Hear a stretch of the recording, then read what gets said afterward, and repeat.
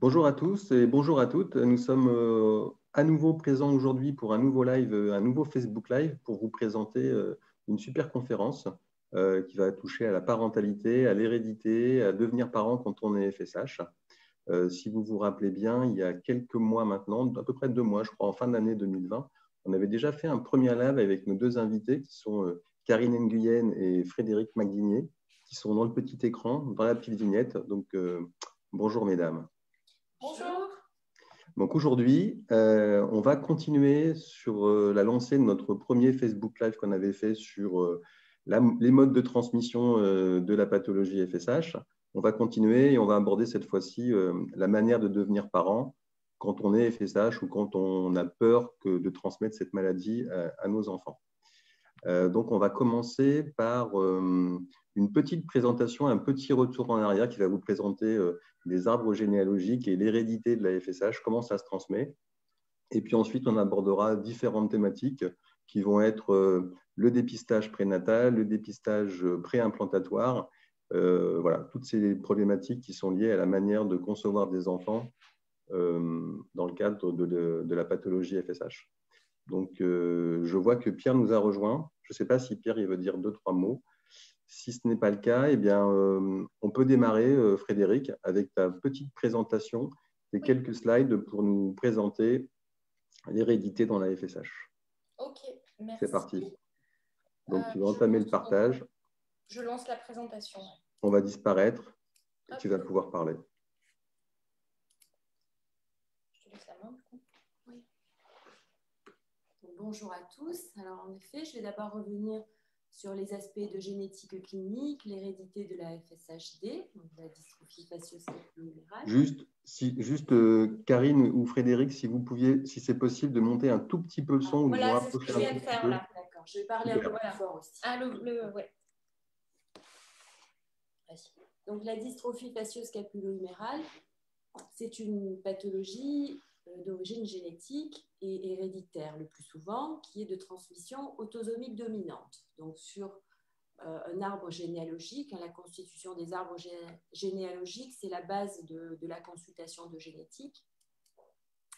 Eh bien, on retrace l'historique familial et donc la généalogie d'un patient et on voit dans chaque famille comment ça se passe. Alors, le test génétique, oui, je reviens rapidement là-dessus.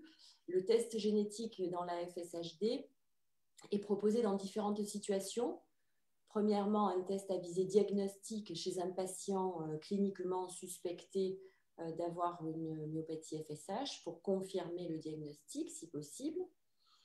Dans une famille, chez quelqu'un qui n'a pas de myopathie, qui n'a pas de signe clinique, mais qui est à risque vis-à-vis de cette pathologie pour savoir s'il a un risque de développer plus tard dans sa vie la myopathie. Donc, c'est le cadre du diagnostic prédictif qui se fait dans le cadre du conseil génétique donné aux familles.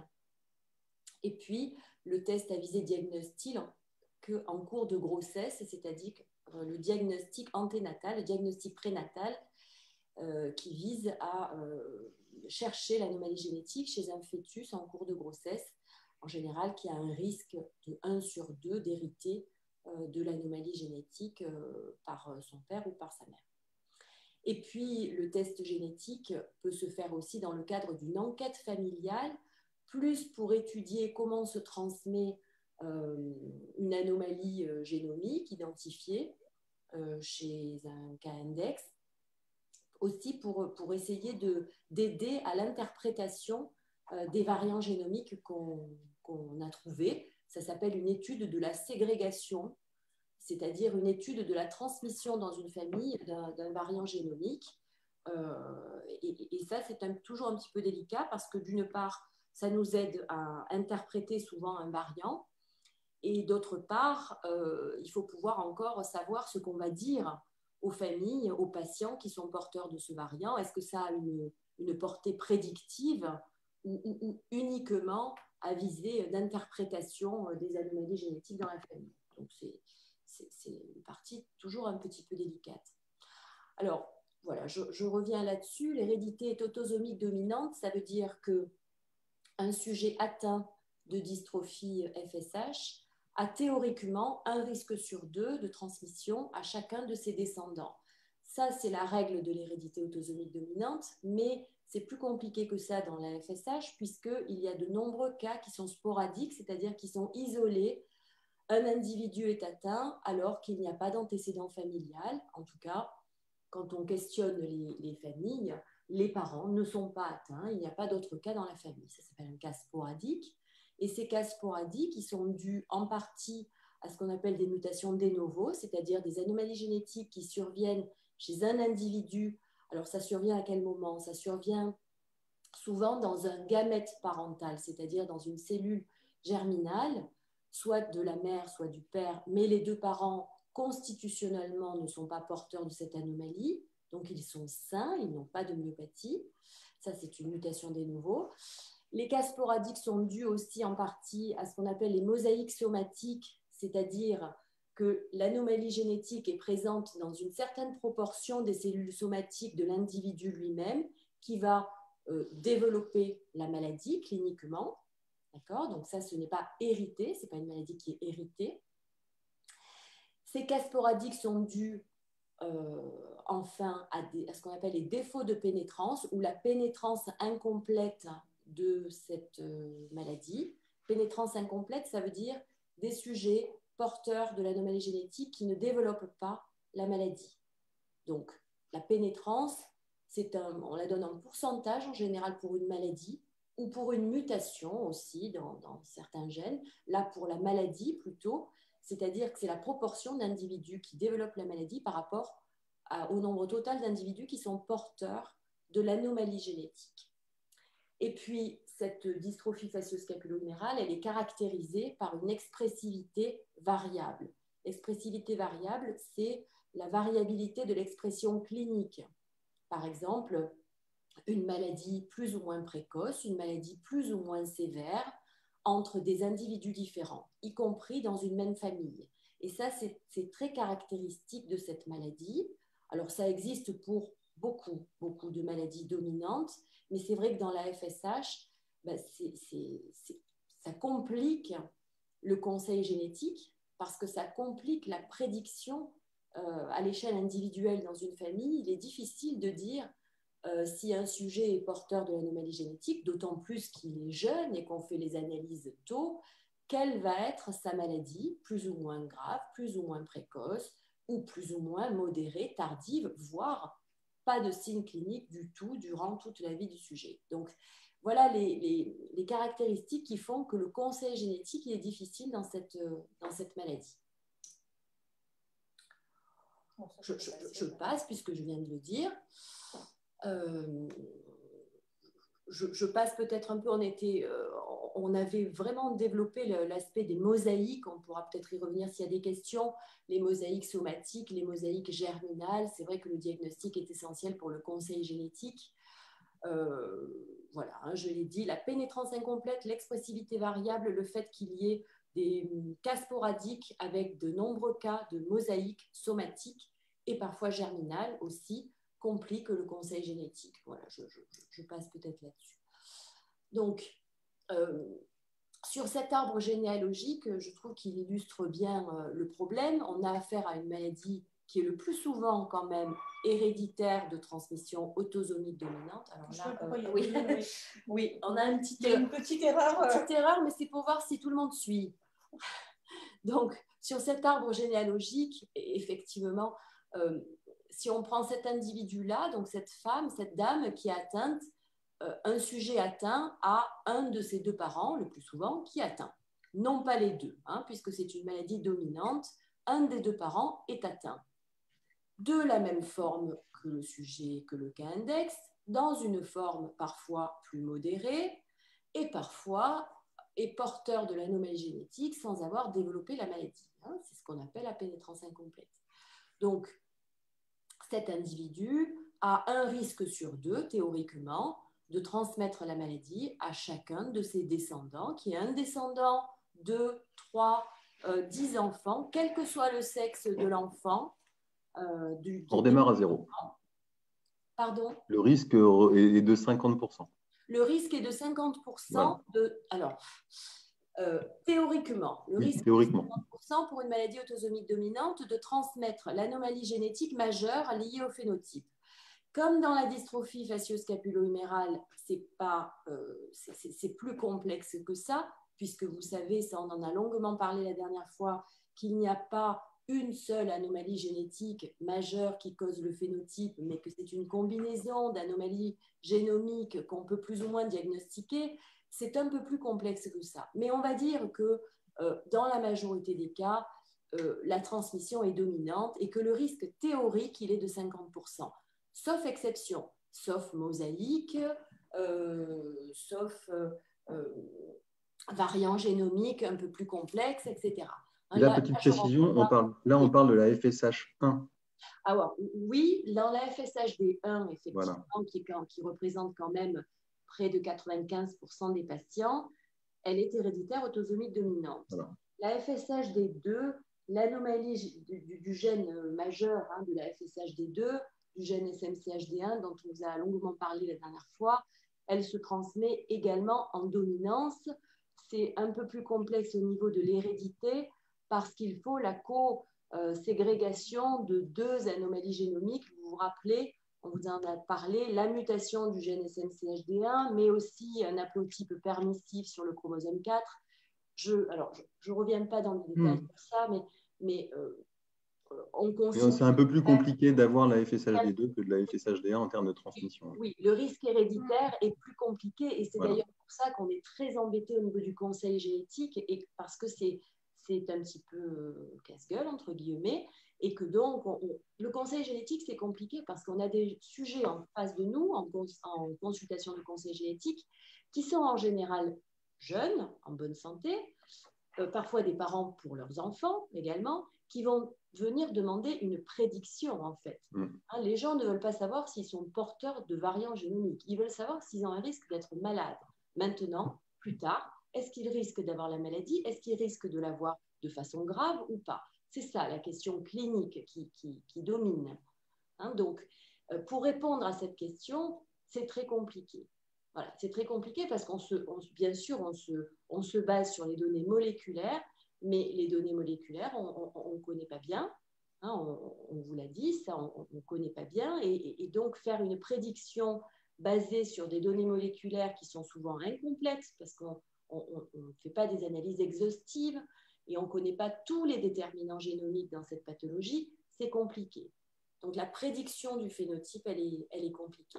Alors, on cède, on a des arguments. Par exemple, on va étudier la ségrégation. Quand je dis l'allèle pathologique, effectivement, là, on sous-entend plutôt les cas de FSHD1, puisque dans la FSHD2, actuellement, on ne fait pas d'analyse à visée diagnostique. Ce sera bientôt mis en place, mais on n'en a pas l'expérience, en tout cas, de ces analyses. Donc, l'étude familiale la plus complète possible, théoriquement, ça nous donne le plus d'informations possible pour pouvoir avoir le maximum d'informations pour faire une prédiction du phénotype. Alors, la question du diagnostic anténatal, évidemment, elle prend encore plus de sens parce que chez un individu qui est adulte et qui est en bonne santé, la prédiction et lui dire s'il va avoir des signes un jour, à quel âge, de façon sévère ou pas, enfin, de façon importante ou pas, quelle sera la forme clinique de sa maladie, ce n'est pas souvent possible, c'est rarement possible. Mais disons qu'on a affaire à un individu qui est déjà là et qui est en général adulte et en bonne santé. Par contre, quand on est dans une situation de diagnostic anténatal, la prédiction, elle a beaucoup plus de poids et de sens puisque à partir de cette prédiction, souvent les gens sont confrontés à des choix et notamment au choix de poursuivre une grossesse ou pas. Donc, c'est pour ça que c'est une question qui est très délicate. Et le diagnostic anténatal, on parlera certainement après avec les questions du contexte du diagnostic anténatal. On ne se pose pas les questions au moment où on fait les tests pendant une grossesse. On se pose les questions bien avant. Et c'est pour ça qu'on a l'habitude de dire aux patients que les questions de parentalité, c'est-à-dire premièrement le risque de transmission de la maladie, est-ce qu'il est acceptable ou pas? Est-ce que le couple prendra le risque d'avoir un enfant atteint une fois qu'il est au courant du risque? ou pas? Et si c'est non, quelles sont les possibilités? Qu'est-ce qu'on peut proposer à un couple qui veut avoir un enfant mais qui ne veut pas prendre le risque de transmission de la maladie? Ces questions-là, on a l'habitude de dire aux gens qu'elles doivent être abordées le plus tôt possible, c'est-à-dire au moment après le diagnostic de la maladie dans une famille. Il va falloir donner un conseil génétique, identifier les personnes à risque, les jeunes personnes en âge d'avoir des enfants qui ont un projet parental doivent être vues en conseil génétique pour qu'on puisse avoir le temps d'aborder ces questions et surtout de laisser le temps aux gens, aux couples, aux jeunes, de réfléchir sur ce que veut dire pour eux ce risque et donc de prendre des décisions à terme. Et ça ne se fait pas du jour au lendemain. Il faut y réfléchir. Et en fait, Karine, juste, tu parles de conseil génétique. Tu peux juste, même si je pense que tout le monde doit le savoir, mais si quelqu'un prend la vidéo en cours de route, le conseil génétique, c'est quoi? C'est un rendez-vous avec un généticien, c'est ça? Alors, il y a une définition déjà. Hein, le conseil génétique, c'est essayer d'évaluer, c'est évaluer un risque pour un individu d'avoir une maladie un jour dans sa vie ou de la transmettre ou de la transmettre à sa descendance. Hein, c'est l'évaluation d'un risque, le conseil génétique. Il s'adresse, le conseil génétique, à un sujet malade parfois, qui va demander quel est le risque que je transmette ma maladie à mes enfants, à venir ou à mes enfants déjà là. Et il s'adresse aussi à un sujet qui est apparenté à un sujet malade et qui lui-même est en bonne santé, mais qui a un risque particulier à cause de son antécédent familial. Donc ce n'est pas du dépistage. Le dépistage d'une maladie se fait en population générale, chez des gens en grand nombre qui ont un risque très faible, en général, par rapport à une maladie. Le conseil génétique, ce n'est pas du dépistage, c'est du diagnostic de maladie pour laquelle très peu de sujets sont concernés. Ça concerne des maladies rares et donc ça concerne des sujets dans des familles bien identifiées, mais qui ont un risque élevé pour cette maladie à cause de leur antécédent.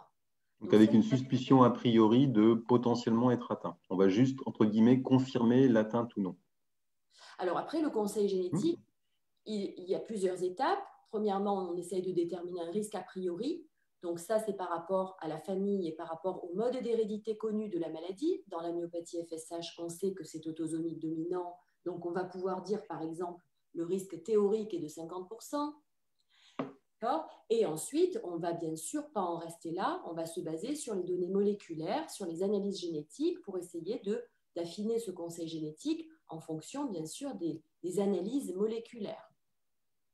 C'est ça. Et donc là, c'est un rendez-vous avec un praticien, un généticien ou un responsable d'un centre, enfin d'un neurologue, qui va savoir interpréter le diagnostic moléculaire et donner des indications sur comment réagir les différentes options qui se présentent aux individus ou à l'individu pour mener sa vie avec cette pathologie, c'est ça? En tout cas, avec ce risque de pathologie.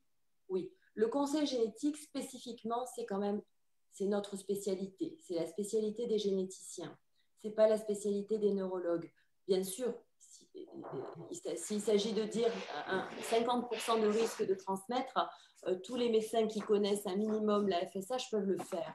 Mais la prise en charge du conseil génétique et des différentes possibilités, c'est-à-dire la discussion avec un parent, avec un jeune, avec un couple, du risque de transmission, de la variabilité, de la pénétrance incomplète, des possibilités de faire naître un enfant, par exemple, qui n'est pas la maladie, c'est-à-dire aborder les questions de la parentalité et donc du diagnostic anténatal éventuellement, du diagnostic préimplantatoire ou de la PMA ou ce genre de choses. C'est vraiment la spécialité des généticiens. Donc ça se passe en consultation de conseil génétique avec des médecins généticiens qui font du conseil génétique et puis des conseillers en génétique également.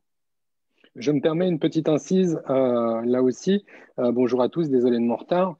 Du coup, quelqu'un qui est descendant d'une tribu un peu FSH, qui n'est pas forcément diagnostiqué, mais qui est en âge de procréer avec son compagnon ou sa compagne, c'est quoi le parcours en fait? C'est aller dans un centre de référence, commencer déjà par être diagnostiqué si on ne l'est pas, Parce que nous, je pose cette question un peu naïvement parce que moi, j'ai en tête des familles qui viennent à nous où il y a beaucoup de descendance de FSH et tout le monde n'est pas diagnostiqué, tout le monde vit avec ça sans forcément l'assumer. Et le jour où il y a des envies de parentalité, c'est un peu la surprise, les interrogations et qu'est-ce que je fais demain si j'ai envie de faire le truc. Donc, concrètement, il faut être diagnostiqué, il faut aller dans un centre de référence, il faut rencontrer les experts à ces endroits-là.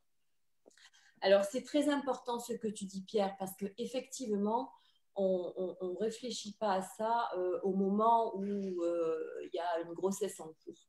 Même pas au moment où il y a un projet parental. Il faut réfléchir à ça avant parce que c'est le temps qui compte.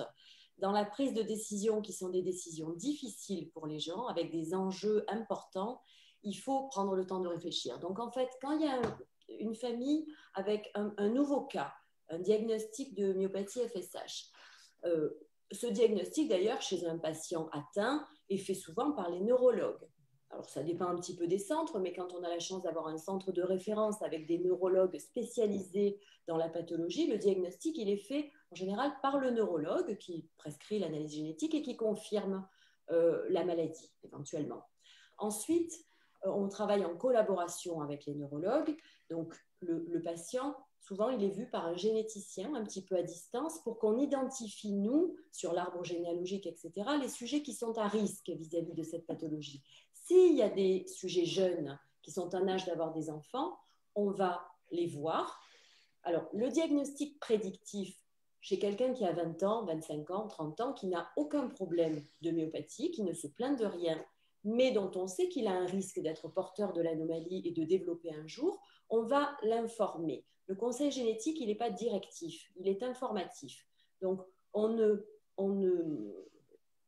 n'y a pas d'injonction génétique. Voilà, c'est la personne qui, en connaissance de cause avec nos informations sur la pathologie, décide de demander un test prédictif. Il y a des gens qui ne le font pas. Il y a des gens qui sont bien informés du risque et qui ne souhaitent pas avoir un test prédictif. Ça aussi, c'est une démarche qui, en général, prend du temps. Donc, on informe. Et par contre, ce qu'on dit aux gens, c'est que le problème d'avoir des enfants et d'éventuellement demander un diagnostic anténatal, ça ne peut se faire, ça, que si on a un diagnostic qui est fait chez les parents. C'est-à-dire dans un couple où l'un des deux est à risque, il faut être passé par le diagnostic prédictif pour pouvoir accéder au diagnostic anténatal. Donc ça veut dire typiquement que une personne en bonne santé apparente issue et qui a un papa FSH et qui veut avoir un bébé, il ne pourra pas bénéficier réellement de ce conseil génétique-là dès lors que lui n'a pas fait son test prédictif. C'est pas ne pas bénéficier du conseil génétique, hein, il va bénéficier c'est-à-dire qu'il va être informé sur les risques, mais on ne peut pas envisager de faire un diagnostic anténatal, c'est un diagnostic invasif sur une grossesse débutée. On fait un test invasif sur une grossesse, un geste sur une grossesse pour quelque chose. Donc, si le parent n'est pas porteur de l'anomalie, le risque est de 0, évidemment, on ne va pas faire un diagnostic anténatal pour rien. Donc, il faut faire un diagnostic prédictif chez la personne à risque, chez le jeune à risque qui veut avoir des enfants et qui lui-même ne se plaint de rien, mais qui peut être porteur. S'il n'est pas porteur, on va le rassurer définitivement, il n'a plus de risque de transmission. D'accord ? S'il est porteur de l'anomalie, dans le cas de la FSHD1, il est porteur de l'anomalie, on va lui dire premièrement que lui-même a un risque de développer des signes de la pathologie. Alors bien sûr, vous savez qu'il y a la corrélation selon la taille de l'allèle, etc. Mais je passe dans ce détail-là. Il a un risque lui-même de développer cette maladie un jour dans sa vie. Et ça, ce n'est pas dissocié complètement de la parentalité, hein, parce que bien sûr, ça va entrer en compte dans la décision d'avoir des enfants ou pas, de faire un enfant en faisant un diagnostic anténatal ou pas, de faire un enfant plutôt jeune ou plutôt plus tard, etc. Donc ça va participer aussi, bien sûr, à la réflexion et à la décision. Et deuxièmement, on va lui dire qu'il a un risque théorique de 50% de transmission. Donc ça, il faut que ce soit dit avant une grossesse, avant, pour que ces choses-là cheminent et que le couple puisse réfléchir par lui-même, accompagné par l'équipe. Vous savez qu'on a des psychologues dans les équipes de génétique, de conseil génétique, parce que justement, ces couples-là, on va les recevoir plusieurs fois pour discuter avec eux de qu'est-ce que ça veut dire prendre un risque de transmettre une myopathie FSH. Premièrement, quand soi-même on est atteint, ou bien quand son conjoint est atteint, ou bien quand personne n'est atteint et que le parent lui-même, il est porteur asymptomatique. C'est pas pareil, il y a différentes situations. Et ça se réfléchit, ça s'accompagne sur un plan psychologique aussi pour que les gens puissent réfléchir à ce que veut dire pour eux. C'est très individuel, c'est très personnel, ça dépend du vécu, de l'âge, de la situation, etc. Qu'est-ce que ça veut dire pour eux que de prendre ce risque? Est-ce que ce risque est acceptable ou pas? Et certaines personnes vont, au terme de cette réflexion, nous dire on veut un enfant, on sait les risques, mais pour nous, ce risque, il n'est pas acceptable. On veut un enfant, mais on ne veut pas transmettre cette maladie pour diverses raisons. Et à ce moment-là, à nous de proposer ce qui est possible au couple. Donc, ce qui est possible actuellement en France, c'est le diagnostic anténatal en priorité. Le diagnostic anténatal, diagnostic prénatal ou DPN, hein, c'est de diagnostiquer au début d'une grossesse l'anomalie génétique chez un fœtus. C'est en vue de ne pas faire naître un enfant porteur de l'anomalie génétique qui risque de développer la maladie un jour. C'est en vue d'interrompre une grossesse, le diagnostic. Voilà, c'est ça la causalité, la relation causale, c'est si on fait ce test-là, ce diagnostic-là, c'est que logiquement, derrière, c'est s'il y a le risque qui est présent, l'anomalie est présente, c'est pour faire une interruption volontaire de grossesse, c'est ça? Oui. Médicale. Oui. Médicale. C'est pour ça que la décision ne se fait pas au moment où on fait le test.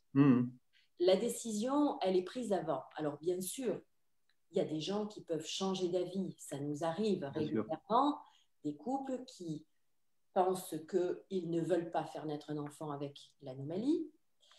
Ils font toute la démarche du diagnostic anténatal, mais le problème, c'est qu'au moment d'avoir le résultat, parfois, la grossesse étant avancée, on est à 4 mois de grossesse, hein, quand même, hein, parce que le test génétique, il est fait en urgence, hein, mais le prélèvement, il a lieu à partir de 12 semaines d'aménorrhée, donc on est à 3 mois de grossesse, le temps d'avoir les résultats, en quelques jours, une semaine, 10 jours parfois, on est à 3 mois et demi, 4 mois de grossesse, et on peut avoir des couples qui disent, ben, finalement, on a le résultat, il est défavorable, mais on garde l'enfant.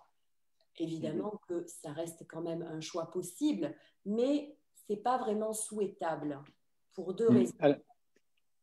Ouais, donc, juste, ça renforce justement ce que tu disais tout à l'heure sur le fait que ce sont des choses qui se réfléchissent avant, parce que cette rapidité du temps qui s'accélère entre le moment où on fait le test et puis le résultat, il s'est encore passé un peu de temps et on se retrouve confronté au mur du temps et à la grossesse qui accélère. Et donc, finalement, la réflexion, elle doit en effet, comme tu viens de l'indiquer, se faire très en amont à être préparé à réagir vite, quoi.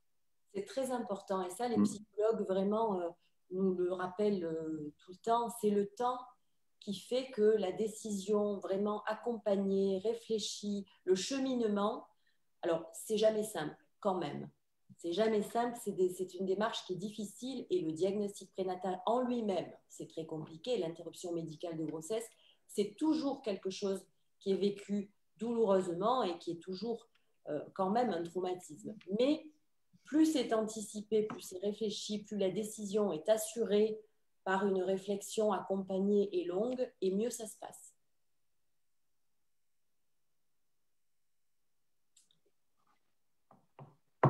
Pierre, tu voulais dire quelque chose? Oui, je voulais dire, quand il y a une évolution des mentalités, justement au moment du résultat, s'il y a DPN, est-ce que l'équipe de génétique, l'équipe psychologique continue d'accompagner le couple? Ma première question. Et ma deuxième question, c'est est-ce que au moment où vous accompagnez le désir de parentalité alors qu'il y a un risque de transmettre la maladie, est-ce que vous faites l'inventaire ensemble de toutes les possibilités de parentalité? C'est-à-dire que la parentalité classique par DPN est une possibilité, mais je me souviens qu'il y a aussi d'autres possibilités, dont celle de ne pas faire de DPN et de prendre le risque naturellement. Le fait d'adopter, le fait de faire une PMA, le fait de ne pas avoir d'enfant, le fait de... est-ce que vous évoquez aussi ce champ des possibilités avant même d'engager des choses un peu techniques de DPN ou de grossesse en tant que telle? Alors, c'est pas vraiment comme ça que ça se présente. Parce que autant comme parler du DPN, répondre à la question du DPI, si vous voulez, c'est quelque chose de médical et c'est notre spécialité.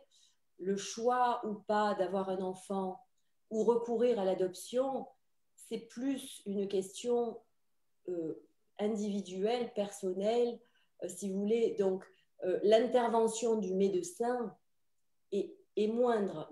Il y a pas mal de patients qui me parlent de ça, mais souvent, c'est des discussions de famille et de couple, si vous voulez. Et ça, je me garde bien, si vous voulez, de donner un avis là-dessus. Je peux donner un avis sur le DPN en expliquant ce que c'est que le DPN, l'interruption médicale de grossesse, etc., parce que c'est un acte médical. Le choix ou pas d'avoir des enfants pour quelqu'un qui a une FSH ou qui a un conjoint qui a une FSH ou qui est porteur simplement de l'anomalie génétique, les patients ne nous en parlent pas forcément. C'est-à-dire qu'une fois qu'on leur a dit les risques, ben parfois les gens, on ne les revoit pas. Donc ça veut dire qu'ils font leur vie et c'est bien leur droit. Et puis parfois, ils reviennent pour avoir des informations sur le DPN et ils ne le font pas aussi. Et puis, il y en a d'autres qui font la démarche. Alors, d'ailleurs, ça, c'est très important. Il faut quand même que je rappelle le cadre du DPN, parce qu'on parle du DPN, il y a un cadre évidemment juridique, législatif en France. Le DPN en France, le diagnostic anténatal, et donc l'interruption suivie d'une interruption médicale de la grossesse. Il peut être fait en France dans le cadre d'une forte probabilité d'une affection d'une particulière gravité incurable au moment du diagnostic. C'est les termes de la loi. Donc, ça veut dire que, premièrement, forte probabilité. C'est le cas des maladies à pénétrance incomplète. Parce qu'on n'est pas sûr que l'enfant à naître, il développe un jour la maladie, puisque la pénétrance est incomplète, mais le cadre de loi inclut aussi les maladies à pénétrance incomplète. Donc, forte probabilité d'une affection d'une particulière gravité. Alors, qu'est-ce que c'est que la particulière gravité? Alors, dans les termes de loi, il y a des critères objectifs. Par exemple, c'est une maladie, vis-à-vis de la loi, c'est une maladie qui va entraîner une déficience intellectuelle. Une maladie qui entraîne une déficience intellectuelle est considérée comme grave vis-à-vis de la loi. Une maladie qui entraîne un handicap fonctionnel majeur. Par exemple, un enfant qui ne pourra jamais marcher est considéré comme une affection grave. Mais ensuite, évidemment, la loi, elle est là pour donner un cadre. Et après, intervient toute la discussion au cas par cas.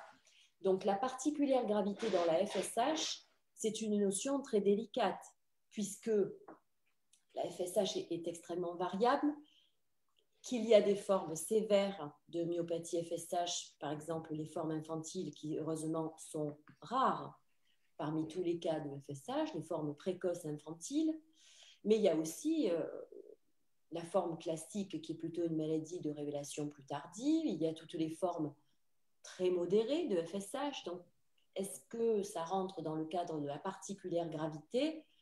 On n'a pas de réponse à ça. Et c'est une discussion entre un couple demandeur et l'équipe médicale. L'équipe médicale, et non pas un médecin. L'équipe médicale pluridisciplinaire. l'équipe soignante, pour que justement il n'y ait pas, premièrement, de liste de pathologies et qu'il n'y ait pas de dérive eugénique. C'est dans ce but-là, justement, la particulière gravité pour une même pathologie objectivement avec quasiment le même handicap et les mêmes signes cliniques. Une personne va la considérer comme grave de par son vécu et une autre beaucoup moins. Donc, on est là pour écouter les gens, leur vécu, et en fonction de ça, leur demande. Donc là, Karine, juste pour schématiser un petit peu, ça signifie néanmoins que ce cadre légal qui est très encadrant, mais en même temps avec beaucoup de souplesse et de l'interprétation, ce qui est plutôt très bien, peut conduire également au fait que, par exemple, je ne vais pas donner de ville, mais quelque part dans le nord de la France, une équipe médicale pour un même cas pourrait considérer que, et que quelqu'un d'autre dans le sud de une autre équipe dans le sud de la France avec le même cas pourrait considérer un choix différent. Tout à fait. Okay. Tout à fait. Il y a un avis qui est rendu par le CPDPN. Actuellement, en France, les centres de diagnostic prénatal doivent être agréés avec des équipes pluridisciplinaires agréées, déclarées au ministère. On appelle ça des centres pluridisciplinaires de diagnostic prénatal qui délivrent des certificats de particulière gravité qui autorisent les interruptions médicales de grossesse. Et ces certificats doivent être signés par 2 médecins agréés du CPDPN. Donc, un CPDPN peut dire, nous, on n'accepte pas, on pense que cette demande n'est pas recevable, n'est pas acceptable, on n'accepte pas de faire un diagnostic anténatal dans cette indication, dans cette demande, et adresser le couple dans un autre centre pour avoir un deuxième avis. D'accord. Différent. Oui, chaque centre est libre de rendre sa décision. Je reviens juste avant l'aspect réglementaire et puis je reviendrai aussi dessus. Mais juste avant, expérience vécue par moi et par beaucoup d'amis FSH, enfin pas beaucoup d'amis FSH, par quelques amis FSH. Quand on veut devenir parent et qu'on a une FSH, on peut se poser la question très tôt et se retrouver en conseil génétique très tôt et être perdu par l'unique proposition qui est faite un peu autour du DPN.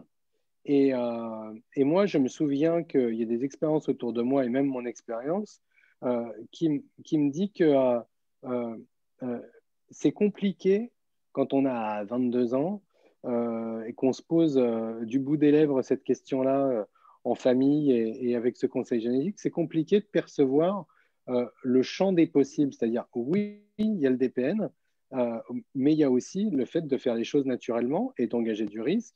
Le possible d'avoir recours à d'autres possibilités, comme je le disais tout à l'heure et comme tu le disais aussi. Et j'ai le sentiment que c'est un besoin qui est peut-être dû un peu à la candeur et la naïveté des couples qui se présentent en conseil génétique pour la première fois. Mais si ça ne se fait pas en conseil génétique, ça peut se faire en conseil libéral, classique, aller voir le psy pour savoir comment on fait, quoi. Enfin, je veux dire, il y a des gens qui, il y a des gens qui savent pas enfin, il y a des gens qui savent pas. Il y a des couples qui n'ont pas en tête le fait que on peut faire un DPN en France, on peut ne pas faire de DPN en France, on peut faire un DPI à l'international avec tout un tas de risques dont on reviendra tout à l'heure. On peut faire une PMA, une procréation médicalement assistée. On peut faire voilà, une adoption, on peut faire tout un tas de choses. Et moi, pour en avoir parlé autour de moi dans l'association, je vois bien que les gens, ils n'ont pas ça en tête, quoi. Et du coup, en tout cas, c'est pas au conseil génétique. Le conseil génétique n'évoque pas ça, quoi. Il se concentre du faire de la génétique, quoi. Alors, c'est vrai que ça m'éclaire un petit peu parce que on n'a pas tendance à parler de l'adoption et du don de gamètes pour plusieurs raisons. Parce que parler de l'adoption à un jeune couple qui a un projet parental, je ne suis pas très à l'aise avec ça. Si j'ai des questions par rapport à ça, il m'arrive d'en discuter avec des gens qui évoquent le sujet. Mais c'est vrai que c'est pas vraiment une question médicale et du coup, c'est peut-être qu'ils en parlent peut-être un peu plus avec la psychologue. Il faudrait que je vois ça. C'est possible aussi. Quant au don de gamètes, comme c'est compliqué le don de gamètes en France aussi, et que l'accès aussi est pas simple au don de gamètes, peut-être qu'on a aussi dans l'idée que c'est une solution qui est plus compliquée et que du coup, alors il y a des couples qui me demandent de temps en temps de rencontrer un obstétricien, un gynécologue obstétricien spécialisé dans la PMA, dans le don de gamètes. dans le En fait, je te pose cette question. Je te pose cette question, Karine, parce que quand on a une myopathie FSH qui plus est un peu virulente, je pense qu'on n'a pas du tout envie de la transmettre. Et qui plus est, il peut y avoir aussi, dans certains cas, des gens qui ne veulent pas du tout imaginer d'interruption médicale de grossesse.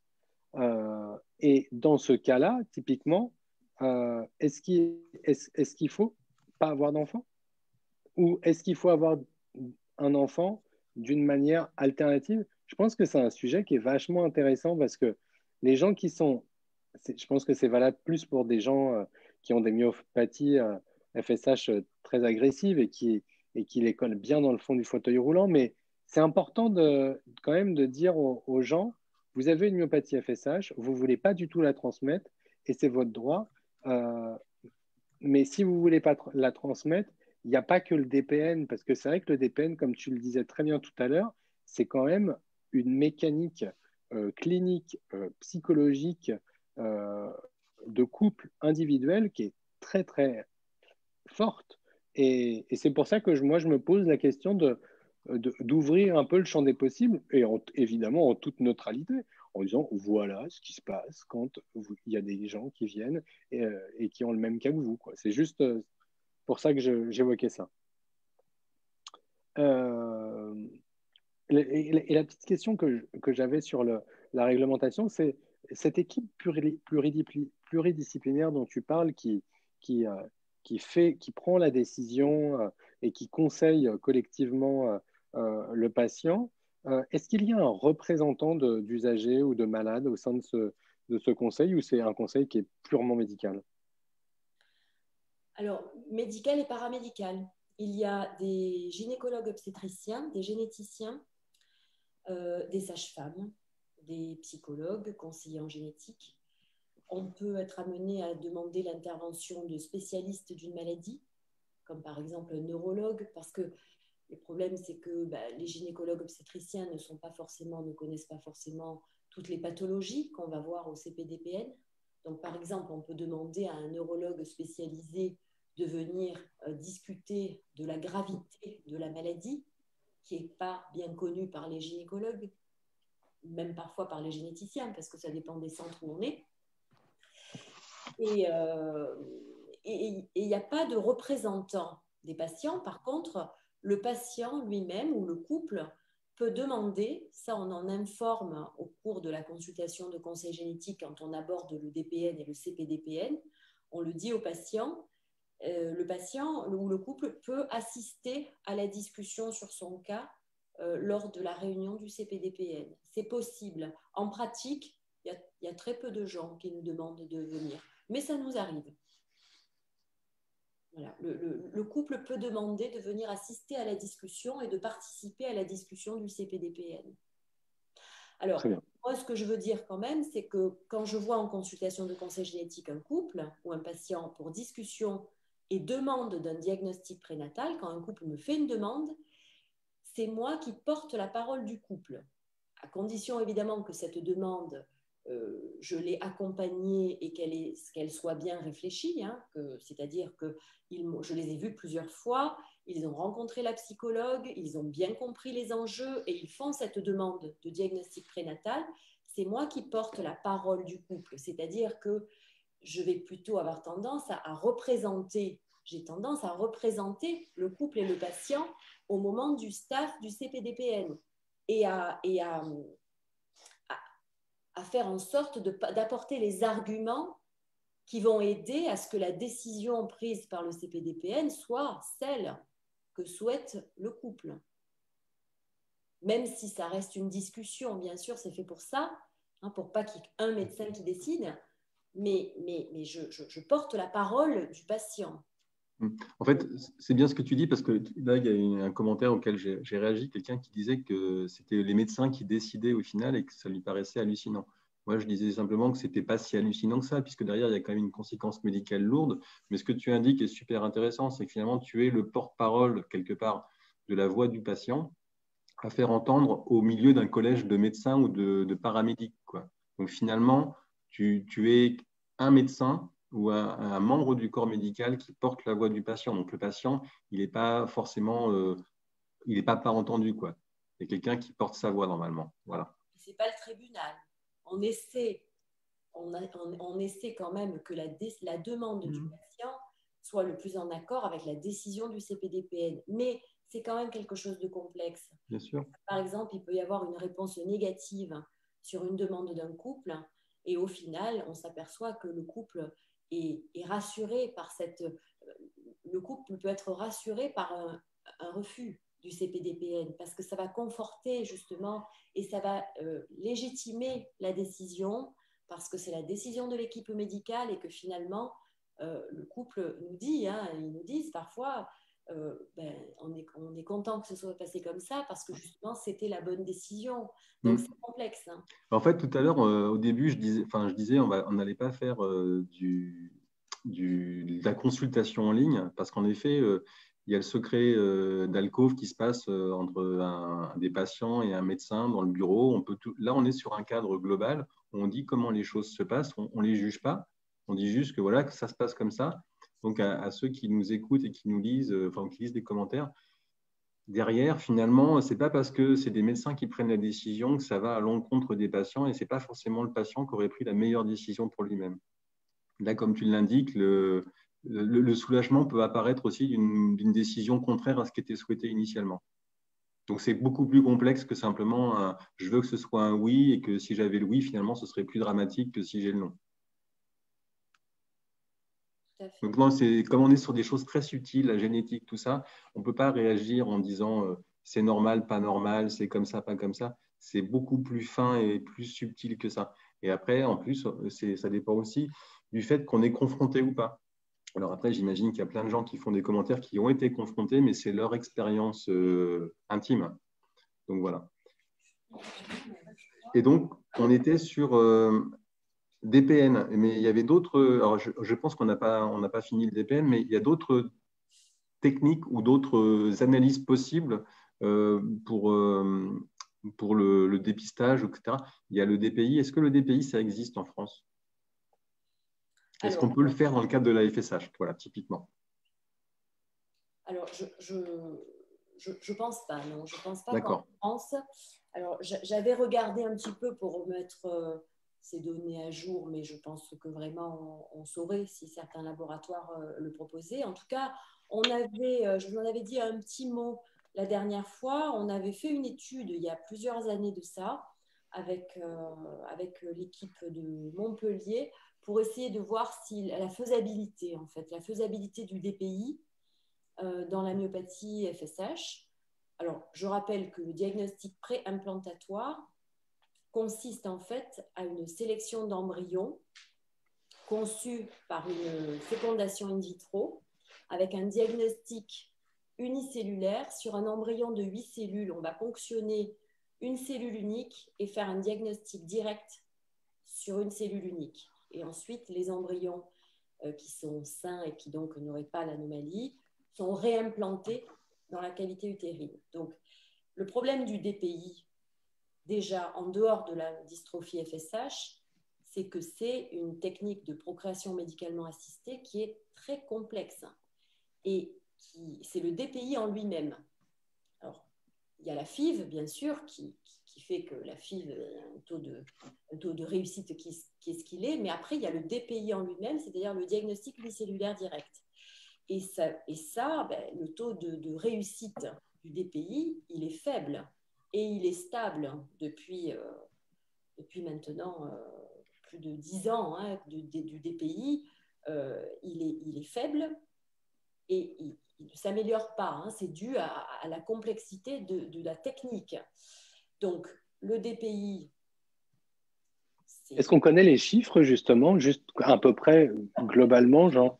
Pour les pathologies pour lesquelles il y a une mutation et on peut faire un diagnostic unicellulaire direct, donc ce n'est pas le cas de la dystrophie FSH, oui. mais le DPI, on donne un taux de réussite qui est toujours le même depuis le début, qui est de l'ordre de 10 à 20% de réussite d'une grossesse qui tient, qui se poursuit 2 ans après la première tentative de FIV.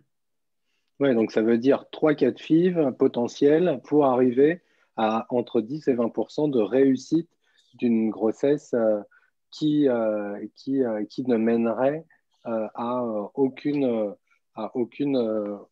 problématique pathologique, même s'il y avait le risque, enfin même s'il y avait un des parents détenteur d'une anomalie. Et puis, il faut bien que les gens réalisent aussi que ce n'est pas des enfants qu'on fait dans son lit. Ça fait passer par une lourdeur de la PMA, par quelque chose qui est lourd pour les couples, surtout pour la femme, puisqu'il y a des ponctions d'ovocytes sous-âgés, c'est vraiment médical. Alors que le DPN, même si évidemment l'interruption médicale de grossesse à 4 mois, c'est quelque chose de difficile et de toujours douloureux pour les couples et surtout pour la femme quand même qui subit l'interruption de grossesse. L'avantage du DPN actuellement, c'est que c'est efficace.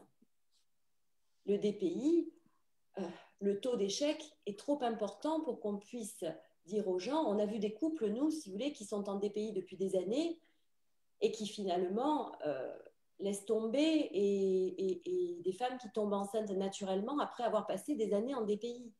Ouais. Donc, ça, c'est le problème du DPI. Alors, le problème de la FSH, c'est que le DPI, il n'est pas applicable, selon nous, à la FSH, puisqu'il n'y a pas de mutation particulière qu'on peut chercher sur un diagnostic direct, unicellulaire.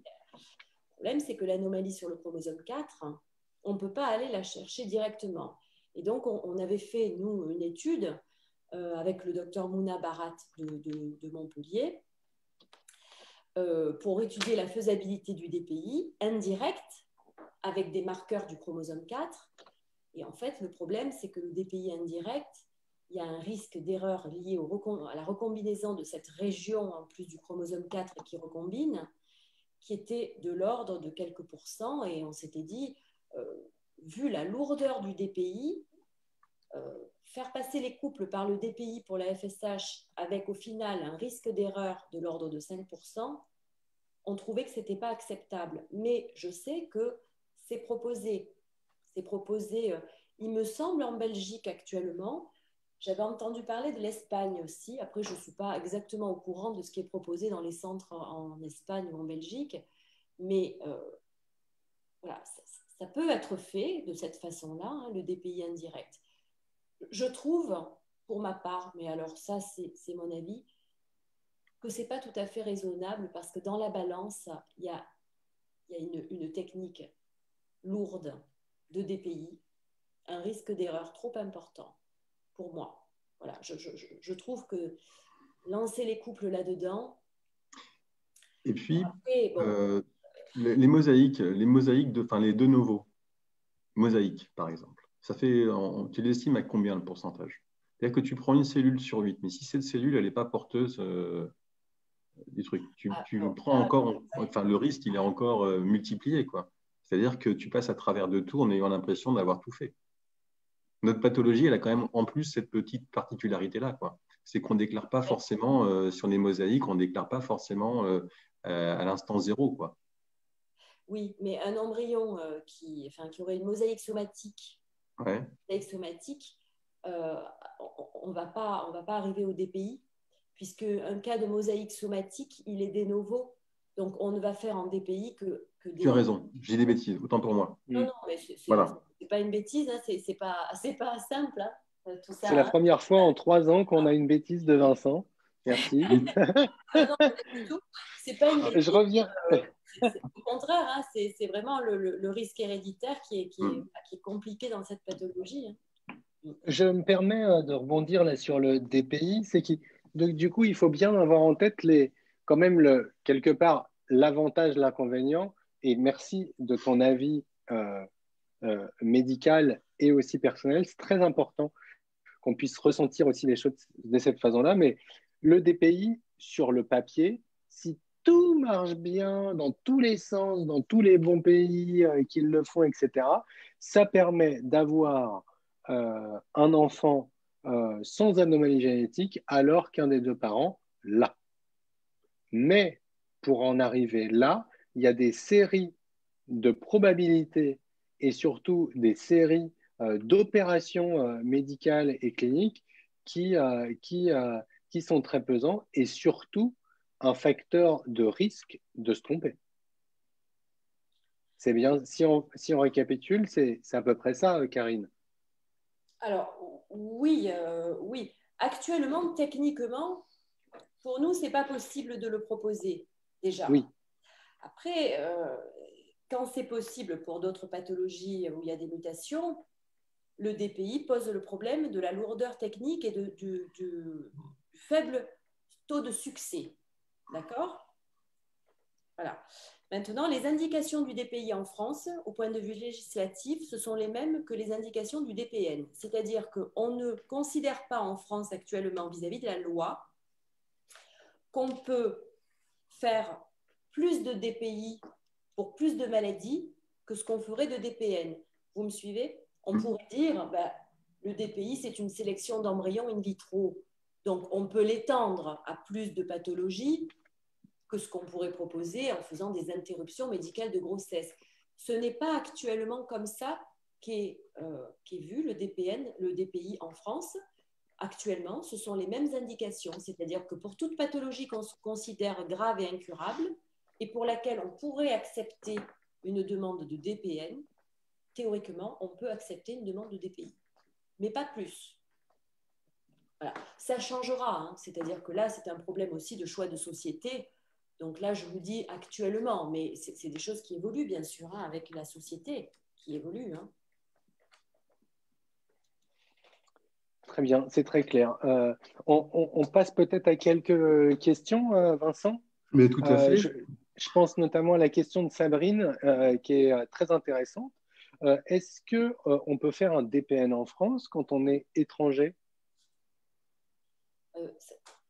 Excusez-moi, qu'est-ce que ça veut dire étranger? C'est-à-dire que… Ça veut dire est-ce qu'il y a un soin qui est à apporter et une couverture sociale qui doit être tellement élevée pour faire ça que un profil étranger et quelque part privé, c'est difficile. Je ne sais pas si je répercute bien la question et si je me fais bien comprendre. Actuellement, pour toute prise en charge médicale, hein, que ce soit en DPN, mais pour toute prise en charge médicale, les patients ont une couverture sociale qui permet de prendre en charge c'est des choses qui sont coûteuses, hein, qui sont heureusement gratuites pour les patients en France qui ont la couverture sociale, mais qui sont coûteuses pour la société. Donc, bon, les patients qui ont une couverture sociale sont pris en charge. Après, il y a des patients qui sont étrangers, effectivement, et qui bénéficient de la couverture médicale universelle, etc., et qu'on prend en charge. Oui, c'est la société qui prend en charge ce coût. Mais bon, pas pour le DPN ou pour autre chose. Hein. Les analyses génétiques, c'est cher. C'est vrai, c'est cher. Est-ce que nous avons d'autres questions? Je navigue en même temps sur le fil. En attendant, question peut-être un peu plus drôle. Est-ce que, par exemple, vous qui êtes à Marseille expert du diagnostic, est-ce que vous diagnostiquez des DPI qui viennent de Belgique ou d'Espagne? DPI alors… C'est-à-dire qu'il y a un DPI qui est en cours dans un autre pays, et comme vous êtes, et comme la France on peut se demander, enfin, on peut se dire qu'elle est quand même assez experte du diagnostic. Euh, euh, est-ce que, est-ce que vous faites ça ou pas? Non, le DPI est diagnostiqué comme étant un DPI fiable à l'endroit où il est réalisé. Je sais pas, vous n'avez pas des échantillons de DPI belges ou espagnols qui viennent utiliser votre sérieux de diagnostic à Marseille? Non, on n'a pas eu de couple qui viennent après un DPI, donc quand la grossesse se poursuit, bien sûr, pour vérifier si on ne s'est pas trompé, c'est ça. Et oui, Ouais, c'est ça, ouais. le DPI n'a pas laissé passer. J'ai pas eu d'expérience comme ça. Pour faire éventuellement un DPN, effectivement, Ouais. avec un risque très faible, parce qu'on se dirait que quand même le DPI ne s'est pas trompé et que donc on puisse vérifier. Je peux pas vous dire, j'ai pas d'expérience. Moi, c'était une question un peu nulle, j'avoue. Non, mais en fait, alors, en effet, c'est ce que tu viens de dire. Je vais le dire sincèrement, moi qui ne suis pas du tout dans ce concept et ce schéma de vouloir des enfants. Là, tu viens de juste dire qu'on peut faire la combo spéciale DPI, DPN. On peut le faire. Théoriquement, on pourrait, sur une grossesse qui est en cours, si un couple a fait un DPI et qui veut être sûr que l'enfant est D'accord. sain, on pourrait théoriquement aller faire un prélèvement invasif. Je pense que les couples ne le font pas parce que quand ils vont vers le DPI, c'est que justement, ils ne veulent pas passer par le DPN. Donc, je pense que c'est pour ça. C'est un autre circuit complètement. C'est des patients, finalement, qu'on a vus peut-être une fois, mais qu'ensuite, quand ils se tournent vers le DPI à l'étranger, on ne voit plus. Non, ce que je veux dire, c'est que finalement, voilà, c'est quelque chose qui serait qui n'est pas contradictoire, enfin qui n'est pas exclu. On peut faire l'un puis l'autre. La loi ou l'habitude ne l'interdirait pas, quoi.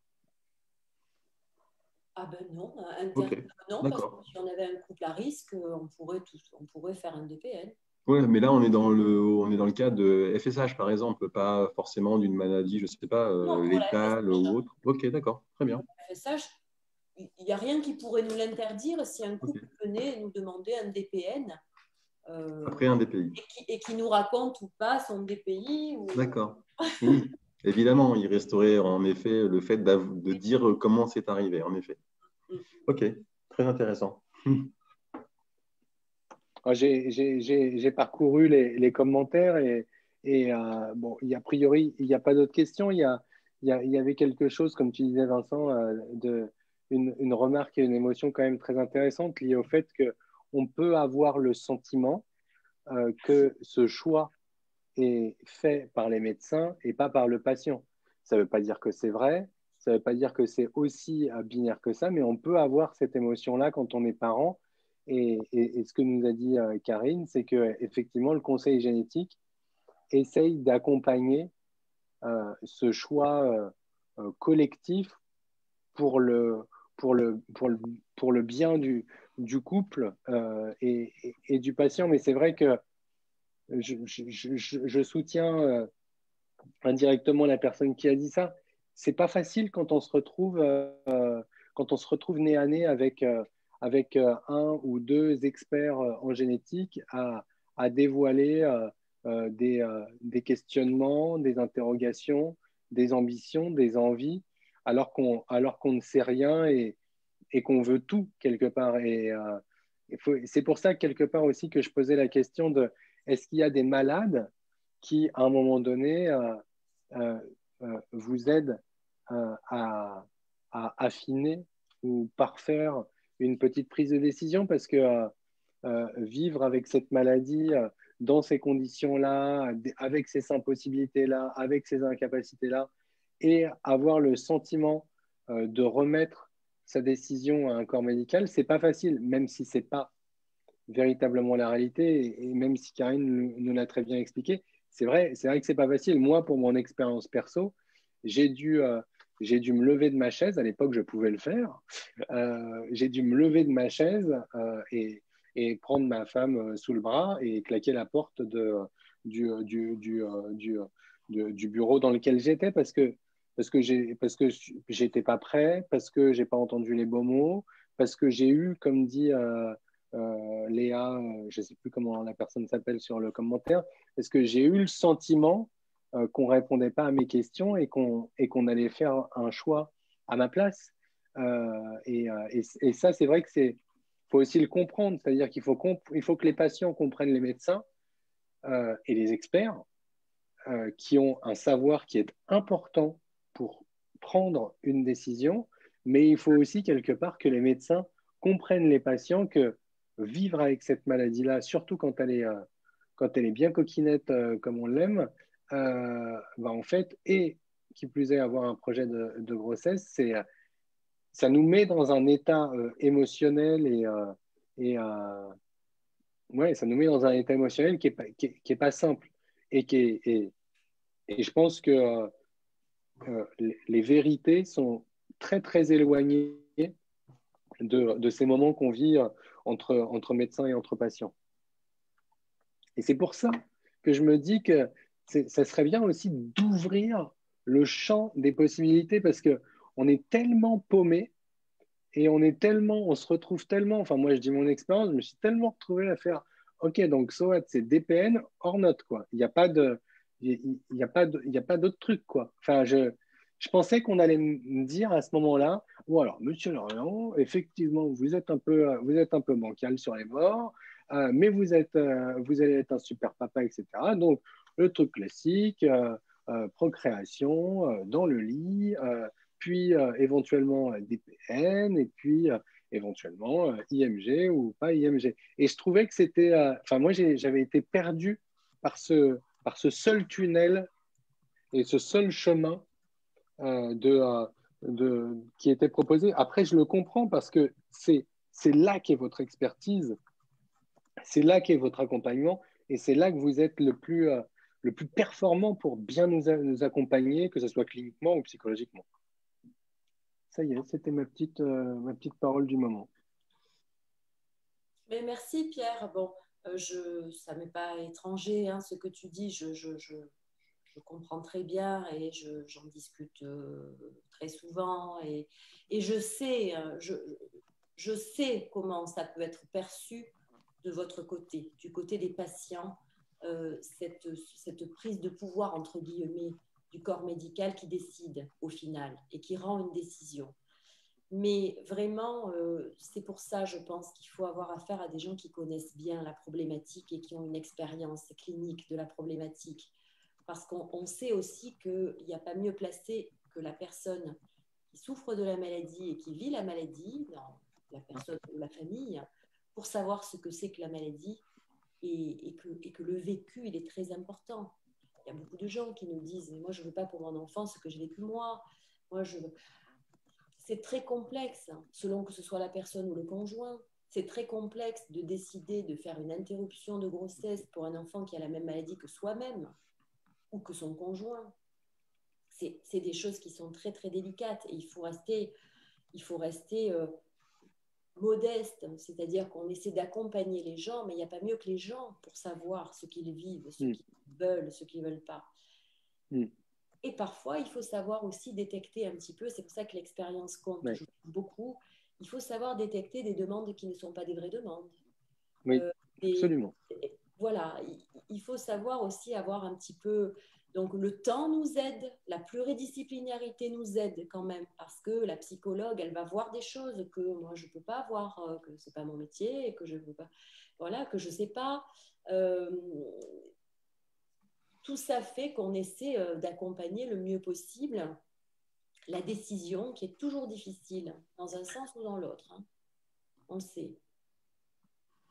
Absolument. Et du coup, j'en profite. Alors, je sais que c'est complètement alternatif parce que mais notre association, elle ouvre ses portes à qui veut pour papoter de ses affaires, pour papoter de ses projets, que ce soit de manière un peu anonyme sur notre groupe privé que je vous invite à rejoindre. On parle de tout et parfois on y parle de parentalité.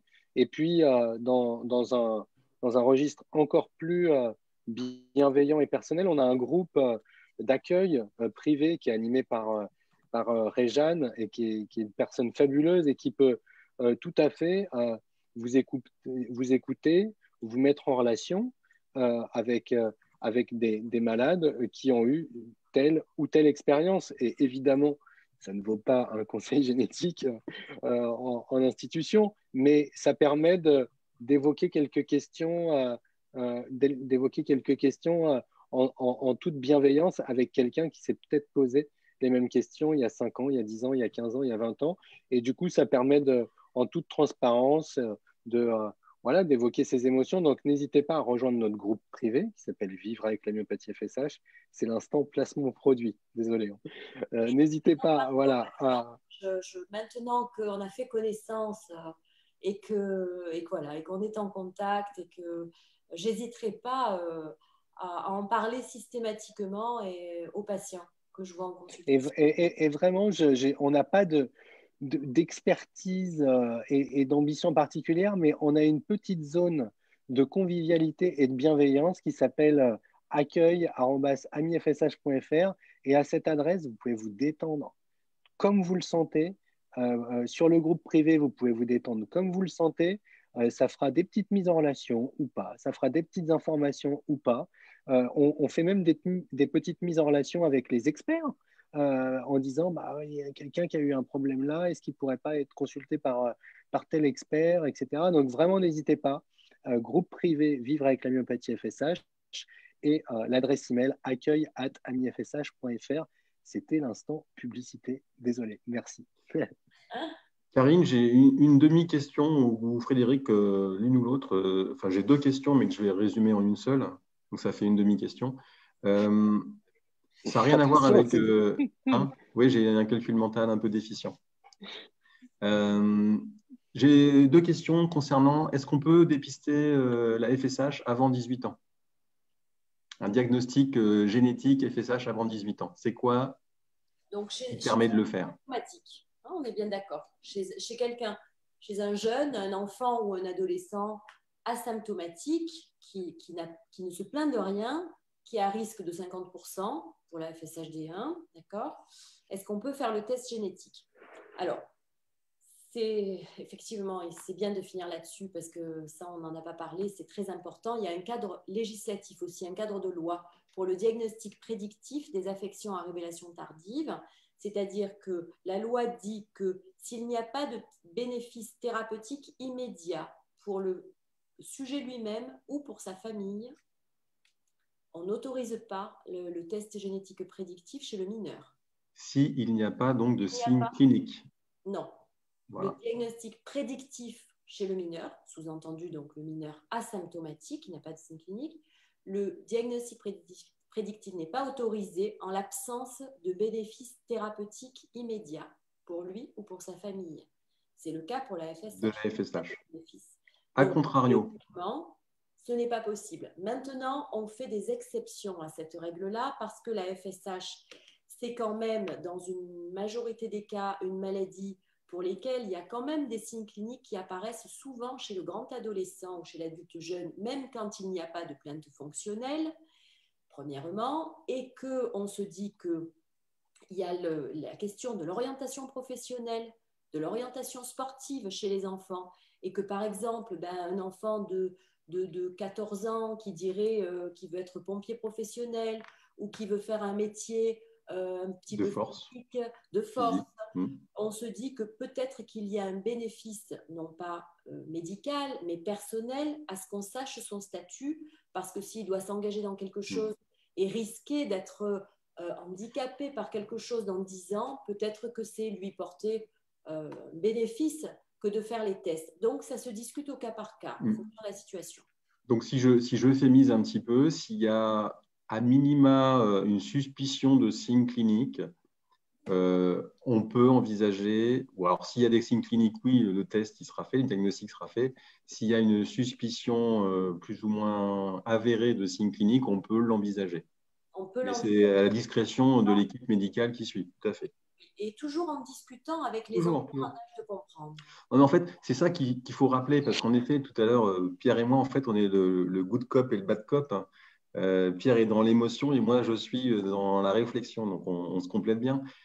Il est important de rappeler systématiquement qu'en effet, c'est des situations humaines et émotionnelles, le rendez-vous avec un médecin, mais qu'il y a aussi un cadre technique et de savoir et légal en face. Et donc, c'est la confrontation des deux qui peut donner de l'incompréhension, etc. Et dans beaucoup de sujets qui sont abordés de plus en plus, avec la révolution de la prise de pouvoir des patients, qui est un peu compliquée, mais qui arrive quand même, c'est qu'en effet, les patients, via des associations, même via eux-mêmes, sont de plus en plus sollicitants auprès des médecins, mais il ne faut pas être sollicitant pour exiger, il faut parfois être sollicitant pour essayer de trouver des terrains d'entente et de discussion.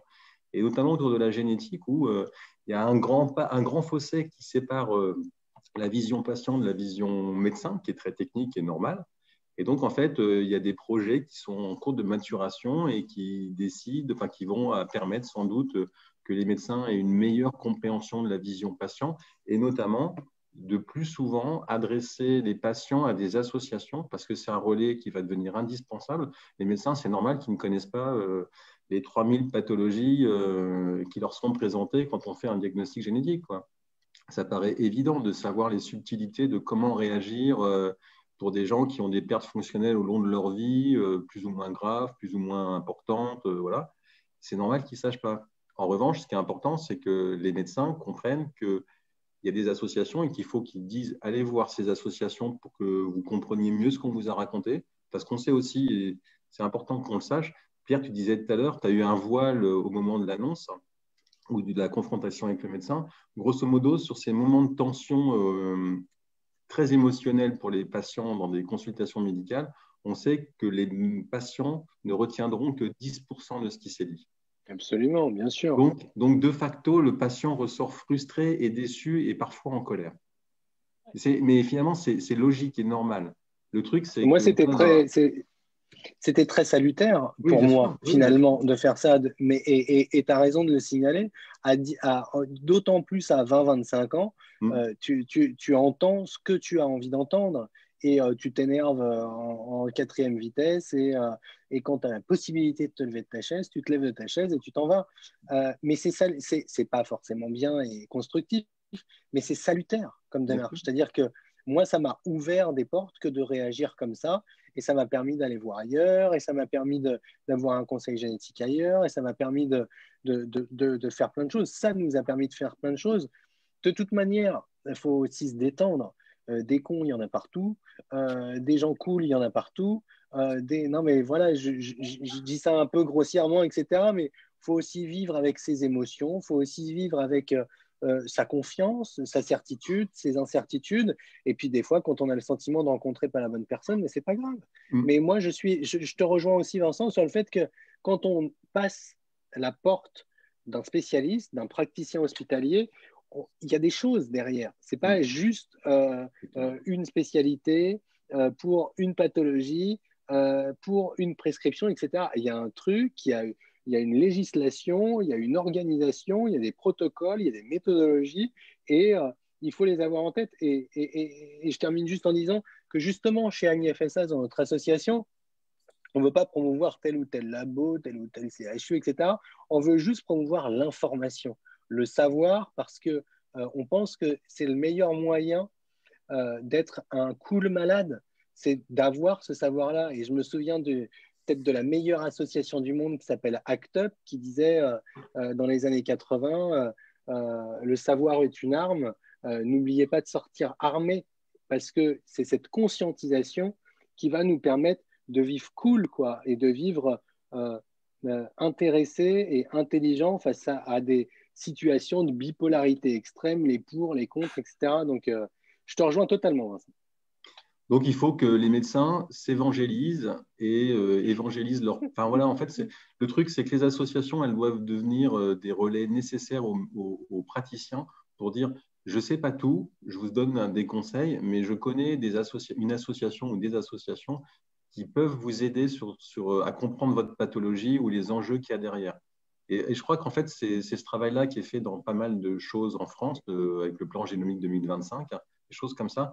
Et donc, voilà, je suis content, Karine, que tu dises maintenant, je conseillerais à non, mais c'est super important parce que ce n'est pas Ami FSH en soi. Quelque part, on s'en fiche. Mais c'est de conseiller l'association à des gens qui sont en besoin de comprendre. Oui, c'est clair. Voilà. Super. Donc, si tu peux passer le mot à tous tes camarades généticiens en France et en Navarre et à l'étranger, partout, fais-le. Parce qu'on se rend compte, on l'a déjà dit la dernière fois, c'est que ce moment-là, il crée beaucoup, beaucoup de désespoir. Ces annonces-là marquent la vie des gens.